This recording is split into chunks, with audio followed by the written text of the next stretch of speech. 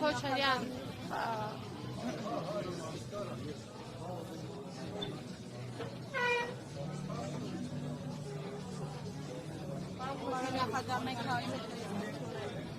Այսօր Փաշինյանը հայտարարեց, որ մարտի 1-ի իրադարձությունները 100%-ով բացահայտված են եւ ասում է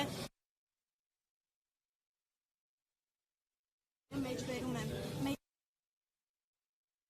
Քոչարյանի պարագլխի գլխավորությամբ պետք է բերի օրինական իրավական պատասխանատվության։ Ռոբերտ Քոչարյանը պետք է նստի, կարճ եւ կոնկրետ, ասում է Փաշինյանը։ Ինչպես կարձագանքեք այս հայտարարությանը։ Ես լավ չհասկացա, որ ես ում պարագլուխն եմ, իրավական համակարգի։ Այդպես է ստացվում։ Իմ տպավորությունը, որ դեղերը չի խմել այդ օրը, կամ կարող է ընկերու հետ չի հիմա եւ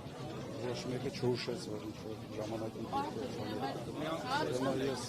Նա ասում է, պետք է պատասխանատվության ենթարկվել մարտի 1-ի համար եւ կազմակերպողը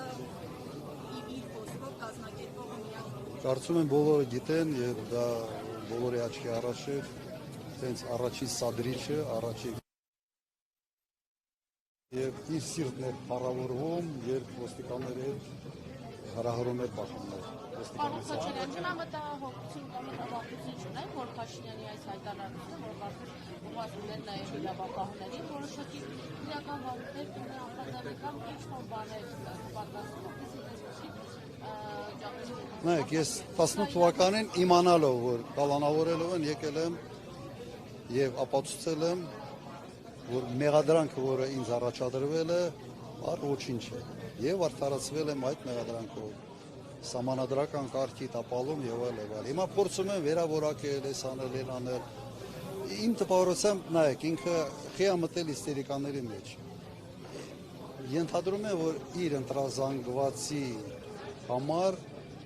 իրեն թվում է, թե դա ճիշտ ոճը ընտրապայքարի անել։ Իմ տպավորությունը սա է։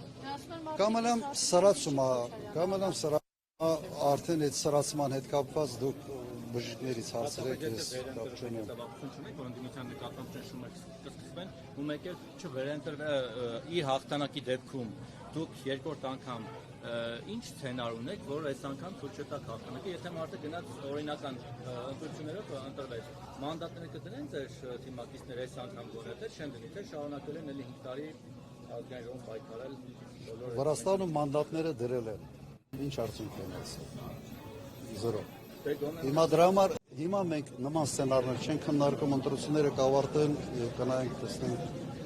ինչ արդյունք է աջակցել։ Եվ մի բան էլ բան Քոչարյան։ Չէ, արդեն վերջ, հա, վերջ։